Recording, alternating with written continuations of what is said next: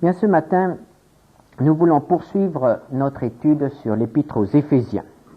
Et nous arrivons au verset 22 du chapitre 5 des Éphésiens. Éphésiens 5, verset 22. Et nous lirons jusqu'au verset 9 du chapitre 6. Femmes, soyez soumises à vos maris comme au Seigneur. Car le mari est le chef de la femme comme le Christ est le chef de l'Église qui est son corps et dont il est le sauveur. Or, de même que l'Église est soumise à Christ, les femmes aussi doivent l'être à leur mari en toutes choses. Marie, aimez vos femmes comme Christ a aimé l'Église et s'est livré lui-même pour elle, afin de la sanctifier par la parole, après l'avoir purifiée par le baptême d'eau, afin de faire paraître devant lui cette Église glorieuse, sans tache, ni ride, ni rien de semblable, mais sainte et irrépréhensible. C'est ainsi que les maris doivent aimer leurs femmes comme leur propre corps. Celui qui aime sa femme s'aime lui-même, car jamais personne n'a haï sa propre chair, mais il la nourrit et en prend soin comme Christ le fait pour l'Église, parce que nous sommes membres de son corps. C'est pourquoi l'homme quittera son père et sa mère et s'attachera à sa femme, et les deux deviendront une seule chair. Ce mystère est grand. Je dis cela par rapport à Christ et à l'Église. Du reste, que chacun de vous aime sa femme comme lui-même, et que la femme respecte son mari. Enfin, obéissez à vos parents, selon le Seigneur, car cela est juste. Honore ton père et ta mère, c'est le premier commandement avec une promesse, afin que tu sois heureux et que tu vives longtemps sur la terre. Et vous, pères, n'irritez pas vos enfants, mais élevez-les en les corrigeant et en les instruisant selon le Seigneur. Serviteurs, obéissez à vos maîtres selon la chair, avec crainte et tremblement dans la simplicité de votre cœur, comme à Christ. Non pas seulement sous leurs yeux, comme pour plaire aux hommes, mais comme des serviteurs de Christ qui font de bon cœur la volonté de Dieu. Servez-les avec empressement, comme servant le Seigneur et non des hommes, sachant que chacun, soit esclave, soit libre, recevra du Seigneur selon ce qu'il aura fait de bien. Et vous, maîtres, agissez de même à leur égard et abstenez-vous de menaces, sachant que leur maître et le vôtre est dans les cieux et que devant lui il n'y a point d'acception de personne. Dans l'Épître aux Éphésiens, l'apôtre Paul nous montre toutes les conséquences de la rédemption. Et il nous a parlé de l'Église, il nous a parlé de l'abolition des barrières raciales qui séparaient les hommes et qui les dressaient les uns contre les autres. Il a parlé aussi du comportement nouveau que peut apprendre celui qui a accepté Christ. Il a montré que nous pouvons vivre selon un esprit nouveau, des motivations nouvelles. Vous n'êtes plus enfants des ténèbres, mais vous êtes enfants de lumière. Et notre texte ici parle des relations nouvelles qui deviennent possibles lorsque Christ transforme notre vie. Donc, des relations entre chrétiens. Alors ce texte commence par « Femmes, soyez soumises à vos maris comme au Seigneur ». Là, les sœurs diront peut-être, là, il n'y a rien de nouveau. De tout temps, la femme devait être soumise à son mari.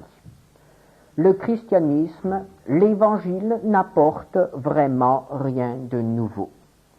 Que ce soit sous l'islam, que ce soit dans le paganisme, partout, la femme doit être soumise à son mari. Et pourtant, essayons de voir ce texte dans l'ensemble des versets qui précèdent et qui suivent, car c'est ainsi que nous allons bien comprendre ce qui est demandé là aux femmes chrétiennes. Tout d'abord, les versets qui précèdent nous mettent devant cet ordre du Seigneur « Soyez remplis de l'Esprit ». Le Saint-Esprit qui nous a été donné habite en nous et veut nous remplir. La vie chrétienne normale est une vie vécue dans la plénitude du Saint-Esprit. Le Saint-Esprit qui nous contrôle, qui nous domine et qui va produire en nous un comportement tout à fait nouveau. Et nous voyons à partir du verset 19 que la présence du Saint-Esprit apporte la joie, un esprit d'adoration et de louange, un esprit de reconnaissance envers le Seigneur. Et le verset 21 termine ce paragraphe par ce conseil, cet ordre même, vous soumettant les uns aux autres dans la crainte de Christ. La plénitude du Saint-Esprit dans une vie se manifeste donc aussi par cette capacité de se soumettre les uns aux autres selon les circonstances. Or, la soumission implique l'humilité, implique la confiance, implique aussi l'amour. Il n'y a pas de soumission possible, de soumission volontaire, s'il n'y a pas de confiance. On ne peut pas se soumettre à quelqu'un dans lequel on n'a pas confiance. Il n'y a pas de soumission volontaire non plus quand il n'y a pas d'amour.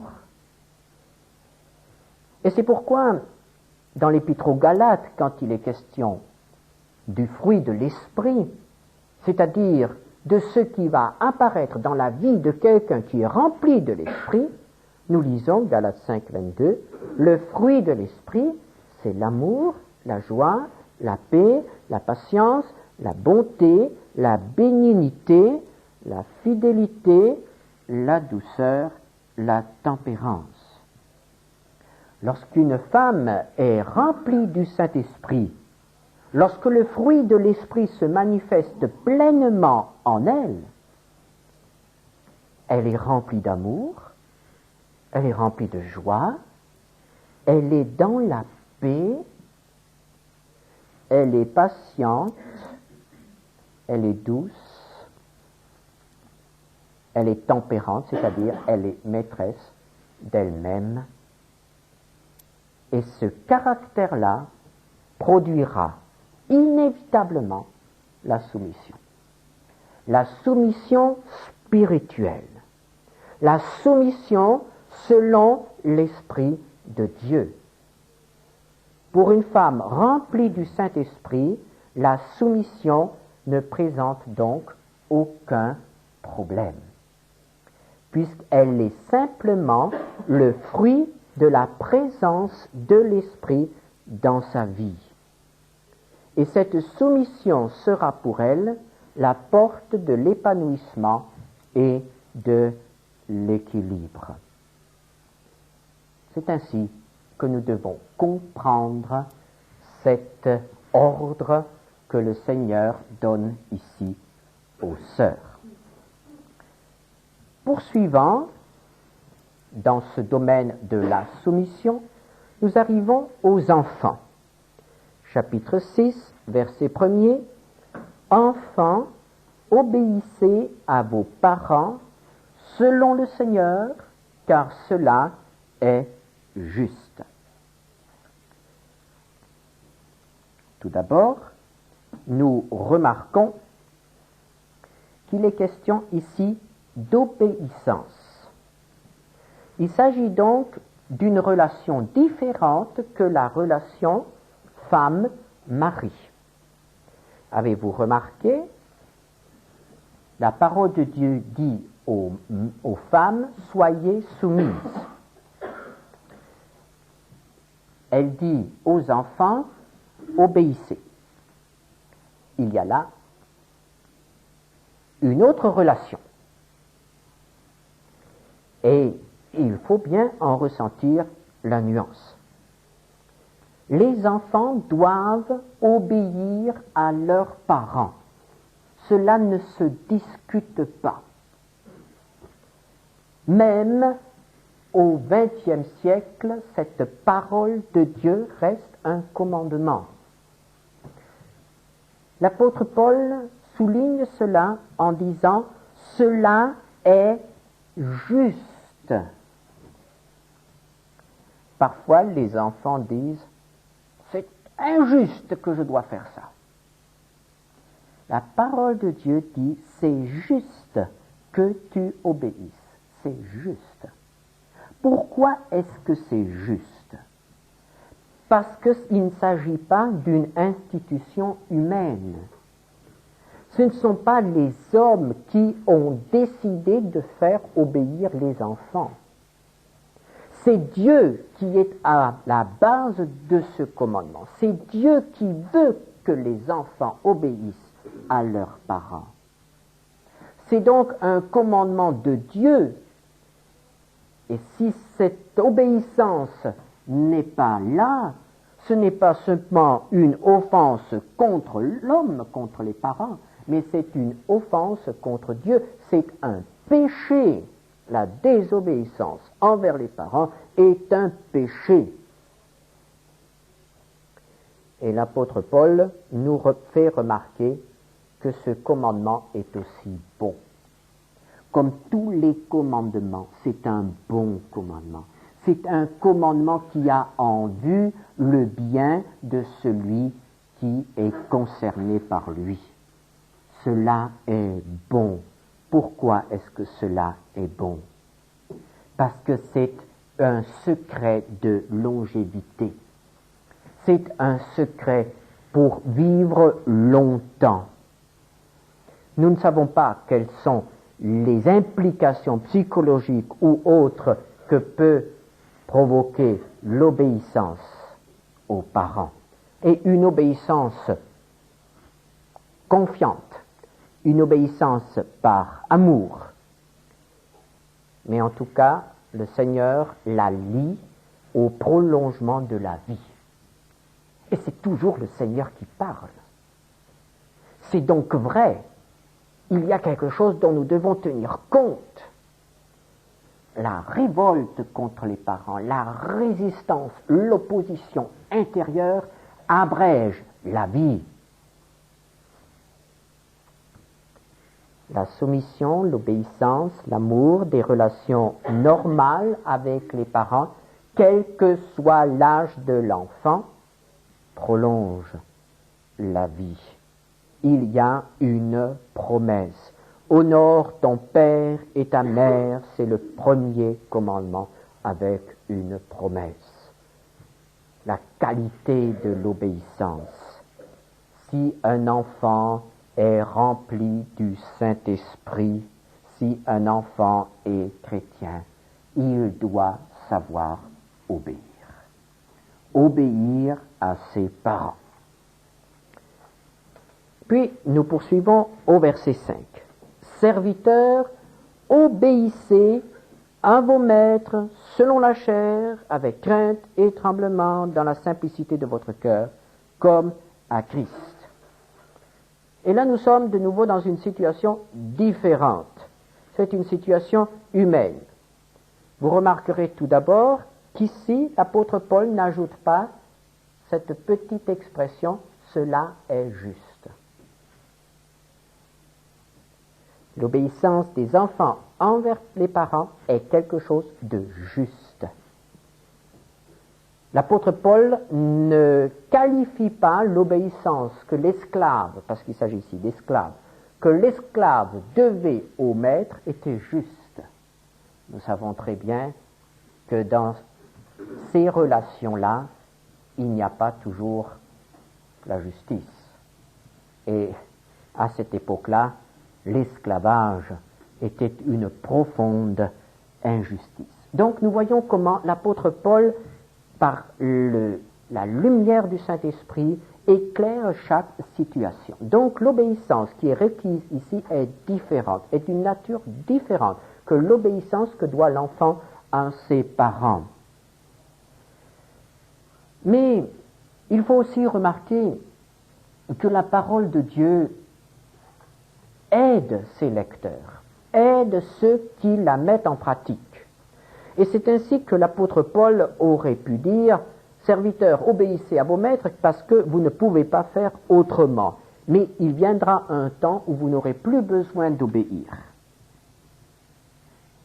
L'apôtre Paul aurait pu dire cela et il aurait dit la vérité.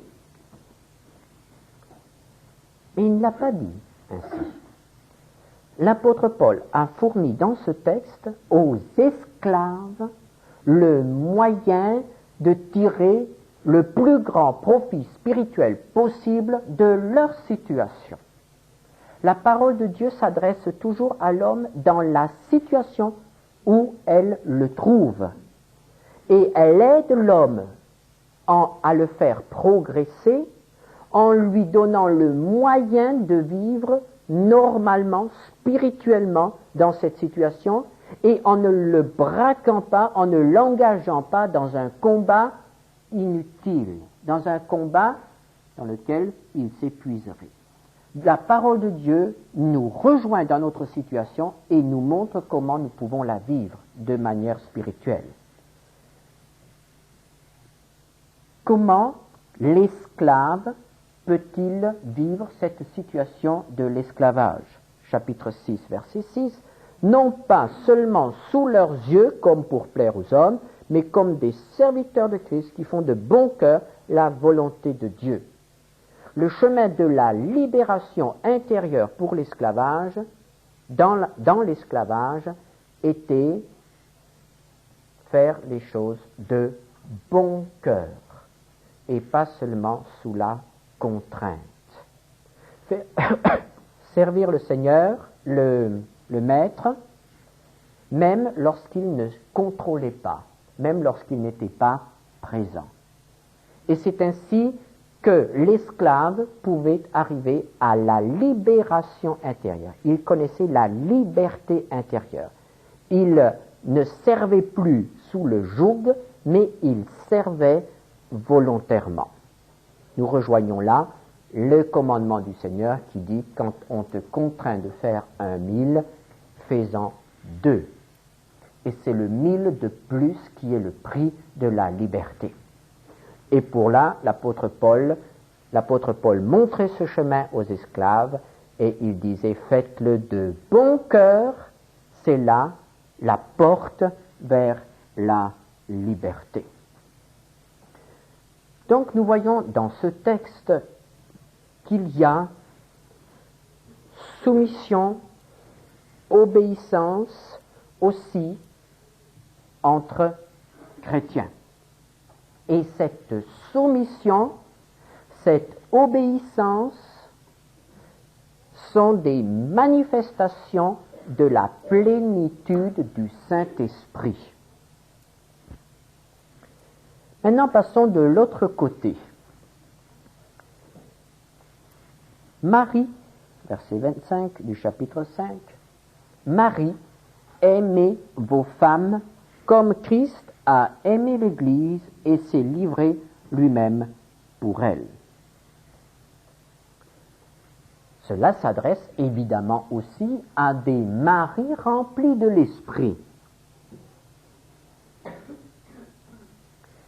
Si les maris sont remplis de l'Esprit, ils portent donc aussi le fruit de l'Esprit, dont nous avons parlé tout à l'heure, Galates 5, 22. Le fruit de l'Esprit qui est la douceur, le fruit de l'Esprit qui est la patience, le fruit de l'Esprit qui est la bonté. Le mari n'a donc pas ici une position de maître. Le mari n'a pas non plus une position de supériorité. L'homme a la même valeur aux yeux de Dieu que la femme. La femme a la même valeur que l'homme. Il n'est absolument pas question d'une infériorité quelconque. Un mari rempli de l'esprit se caractérisera par la qualité de son amour pour sa femme.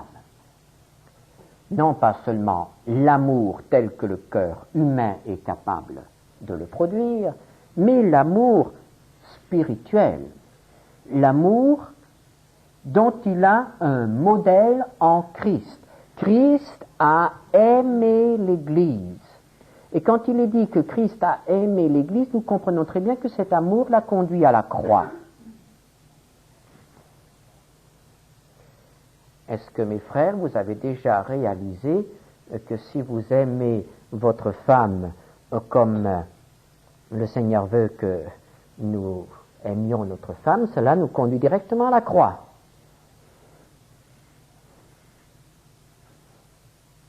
Mais il faut réfléchir à ces choses. Il y a bien des choses qui doivent être crucifiées dans notre vie pour que nos relations avec notre femme deviennent telles que le Seigneur veut qu'elles soient, tout simplement. Des relations normales. Un mari crucifié, c'est cela, l'amour. Et je comprends très bien qu'à ce moment-là, la soumission prend un tout autre aspect. La soumission à un mari qui aime comme Christ a aimé l'Église, c'est-à-dire jusqu'à la fin, pour son bien, pour qu'elle soit belle, pour qu'elle soit pure, pour qu'elle soit irrépréhensible, pour qu'elle progresse. Christ n'a pas employé l'Église pour qu'il progresse, pour son profit.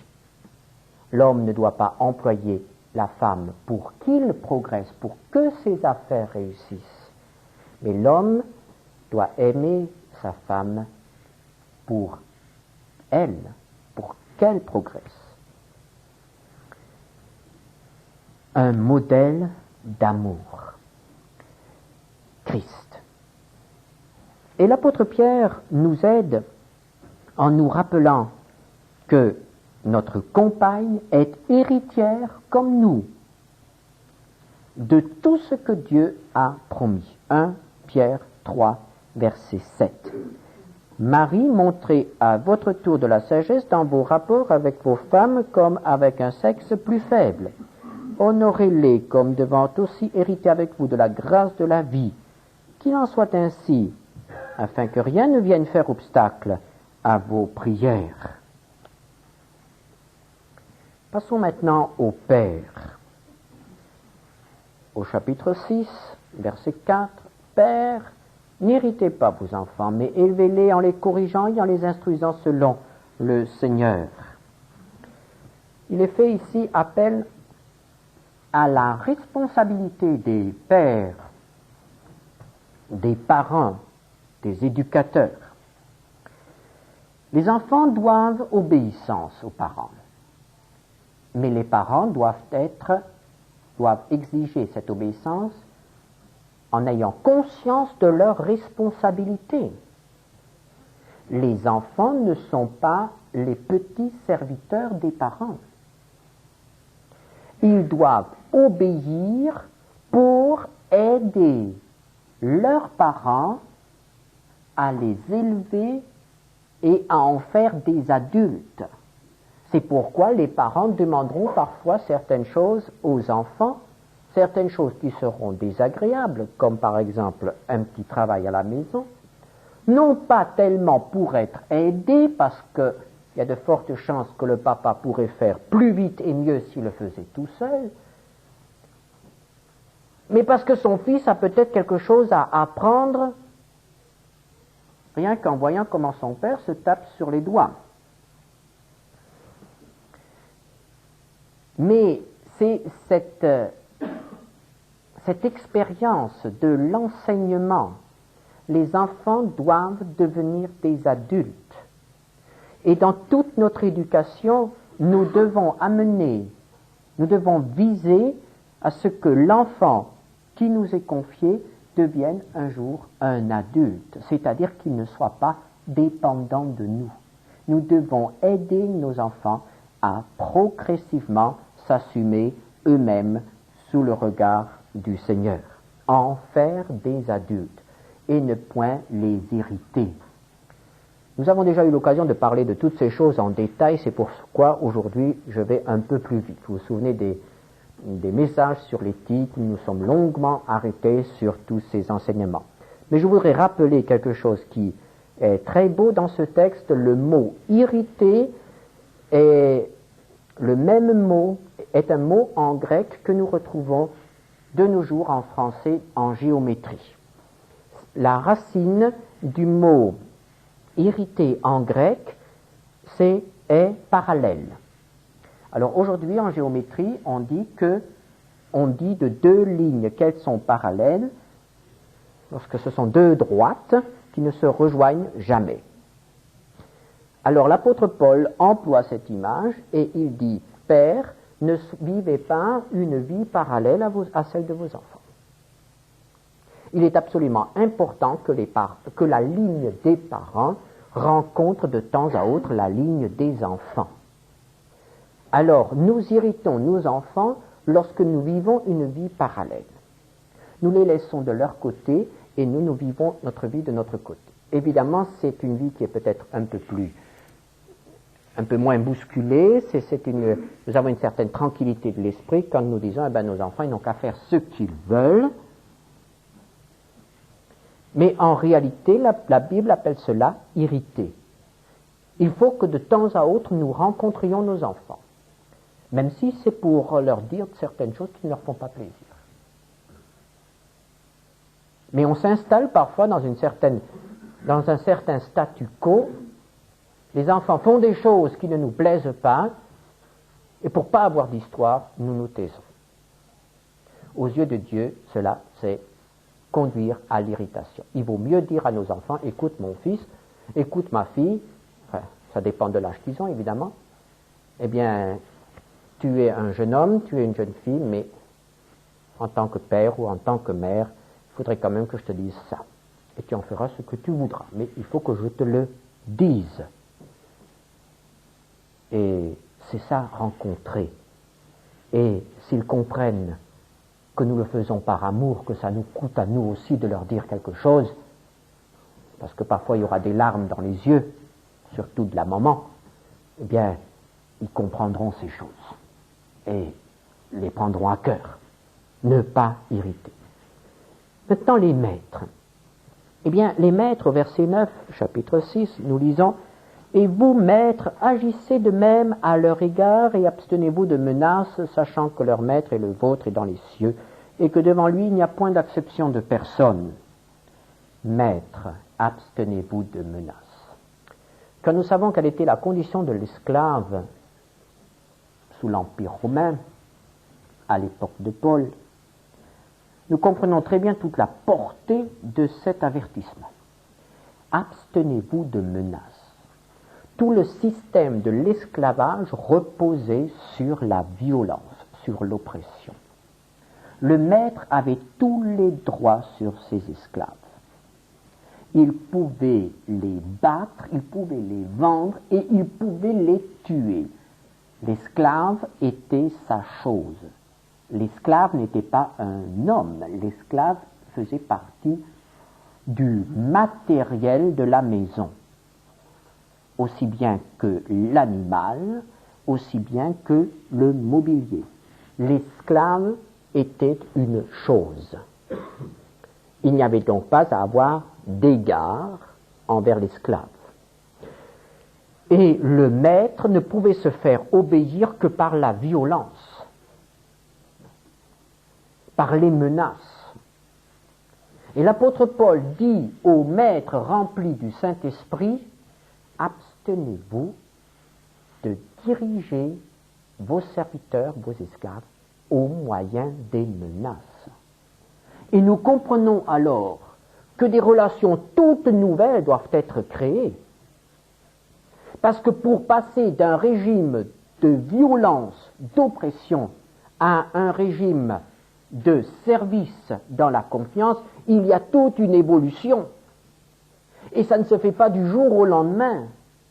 Il y a des habitudes qui sont tellement ancrées. Le maître avait l'habitude de parler durement à ses esclaves, et l'esclave avait l'habitude de n'obéir que quand on le traitait durement. Et toute marque de bonté pouvait être interprétée comme une marque de faiblesse. Alors nous comprenons qu'il n'était pas du tout facile à un maître de changer de registre, de changer d'attitude envers ses serviteurs. Et l'exhortation de l'apôtre Paul a dû causer bien des problèmes aussi chez les maîtres. Abstenez-vous de toute menace. Mais un maître rempli du Saint-Esprit doit pouvoir se faire obéir autrement qu'un maître qui n'a comme recours que sa propre autorité. Et l'apôtre Paul rappelle aux maîtres que devant Dieu, il n'y a ni esclave ni maître. Tous sont égaux devant Dieu. Ça, c'était aussi quelque chose d'absolument révolutionnaire, puisque l'esclave n'avait pas droit à la parole. L'esclave était foncièrement inférieur à l'homme libre. Vous avez aussi un maître. En réalité, maître, vous êtes aussi esclave de Jésus. Alors inspirez-vous de la manière dont Jésus se fait obéir. Et finalement, la clé de tout ce passage, la clé de ces relations nouvelles en Jésus-Christ, entre chrétiens, nous la trouvons dans cette expression « comme pour le Seigneur ». Reprenons maintenant ce texte et suivons cette pensée, cette clé, le Seigneur. Par exemple, entre époux. Femmes, soyez soumises à vos maris comme au Seigneur. Comment sommes-nous soumis au Seigneur en tant qu'Église? Notre soumission au Seigneur n'est pas une soumission de peur, n'est pas une soumission de faible devant le plus fort. Notre soumission au Seigneur, mais c'est l'intense désir de lui être agréable, l'intense désir de lui manifester notre amour. Lorsque la femme se place sur ce niveau-là, être là pour son époux, faire ce qui est agréable à l'époux, ce qui peut être reçu par l'époux comme un parfum de son amour, nous comprenons que c'est tout à fait différent, comme au Seigneur. Ensuite, au verset 25, pour les maris, Marie aimée comme Christ a aimé. Verset 29, les maris sont exhortés à prendre soin de leur femme comme Christ le fait pour l'Église. Et pensons un peu, mes frères, à la manière dont Christ prend soin de l'Église. Quel soin il prend de nous. Mais c'est un soin de chaque instant. Christ est préoccupé de l'Église, beaucoup plus que l'Église est préoccupée de Christ, malheureusement. Mais Christ est préoccupé de l'Église. Et quand il voit que l'Église est faible, quand il voit que l'Église est tentée, quand il voit que l'Église est malade, quand il voit que l'Église est rebelle, quelle préoccupation pour le Seigneur. Prendre soin de la femme comme Christ prend soin de l'Église. Donc nous avons dans les relations entre époux ce comme Christ. Ce n'est pas un petit modèle. Est-ce que nous voulons savoir comment ça doit marcher dans notre vie conjugale comme Christ? Ensuite, parents, enfants, maîtres, serviteurs. Chapitre 6, verset 1. Enfants, obéissez selon le Seigneur, c'est-à-dire selon la parole de Dieu, selon l'Esprit de Dieu. Au verset 4. Pères, élevez, corrigez vos enfants, à la fin, selon le Seigneur. Les enfants obéissent selon le Seigneur. Les parents instruisent, élèvent, corrigent selon le Seigneur. Relation serviteur-maître, chapitre 6, verset 5. Serviteurs, obéissez à vos maîtres comme à Christ. Ne voyez pas seulement l'homme qui est devant vous et qui a des exigences. Servez Christ à travers le maître. Faites toutes choses pour Christ. Chaque travail, le plus ardu, le plus difficile, chaque travail, une offrande à Christ. Pas seulement quelque chose pour l'homme, pas seulement quelque chose pour obtenir la faveur de l'homme ou pour éviter la fureur de l'homme, mais chaque chose comme une offrande à Christ. Servir Christ à travers le Maître. Verset 7, encore une fois, servant le Seigneur. Et au Maître, il est rappelé qu'ils ont eux aussi un Maître et qu'ils auront à rendre compte à leur Maître de la manière dont ils ont exercé leur responsabilité et leur autorité sur ceux qui leur étaient soumis. Comme Christ, selon le Seigneur, pour Christ. Voilà quelle est la clé des relations nouvelles qui doivent exister entre chrétiens. Christ est toujours entre nous et notre frère. Christ est entre la femme et le mari. Christ est entre les parents et les enfants. Christ est entre les maîtres et les serviteurs. Tout passe par Christ. Nos relations avec les autres, pour qu'elles soient bonnes, doivent passer par Christ. Si nous avons simplement des relations humaines, charnelles avec notre prochain, il y aura homme contre homme. Mais si nos relations passent par Christ, elles seront purifiées, transformées pour être un bien pour les autres. Frères et sœurs, ce sont là les relations nouvelles en Christ. Et voyez-vous, si nous voulons que l'Église progresse, et c'est le désir de chacun d'entre nous, il faut que ces choses-là soient appliquées.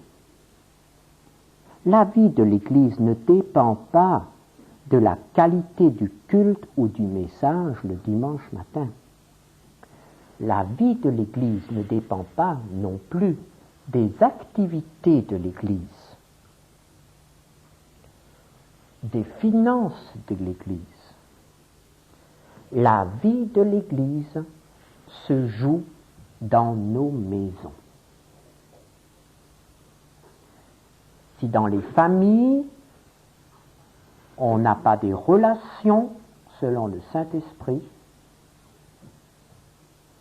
la vie de l'Église est affaiblie. Nous ne pouvons pas adorer le Seigneur le dimanche matin s'il y a la guerre à la maison. Nous ne pouvons pas adorer le Seigneur et servir le Seigneur, ni rendre témoignage au Seigneur s'il y a des conflits parents-enfants. Si nos relations ne sont pas bonnes entre nous, la vie de notre Église dépend de ce qui se passe dans nos maisons, jour et nuit. Et tant que ces choses-là ne sont pas transformées, tous nos efforts seront vains, nous atteindrons un plafond que nous ne pourrons pas dépasser. Soyez remplis de l'Esprit, dit l'apôtre Paul, dit le Seigneur. Être rempli de l'Esprit, ça se montre par des relations nouvelles et pas seulement par des chants et des prières le dimanche matin. Ces hommes et ces femmes avaient des relations tout à fait nouvelles entre elles. Et c'est pour cette raison qu'ils ont été appelés chrétiens. Qu'est-ce qu'un chrétien? C'est un homme de Christ. Et à partir du moment où nos relations entre nous passent toujours par Christ, à ce moment-là, nous méritons le nom de chrétien. Que le Seigneur nous bénisse dans la mise en pratique cette semaine de ces choses tout à fait pratiques. Amen. Seigneur notre Dieu, nous te rendons grâce parce que tu t'adresses toujours à nous dans la situation dans laquelle tu nous trouves. Tu ne nous parles pas ailleurs, mais tu nous donnes ta parole dans la situation, celle qui peut nous conduire à la libération intérieure. Et Seigneur, nous voulons t'apporter nos familles, nos relations entre époux, entre parents, enfants, nos relations entre employeurs et employés, entre supérieurs et inférieurs, nos relations entre frères et sœurs. Nous voulons t'apporter toutes ces relations et te demander de nous aider à vivre Christ, la plénitude de l'Esprit.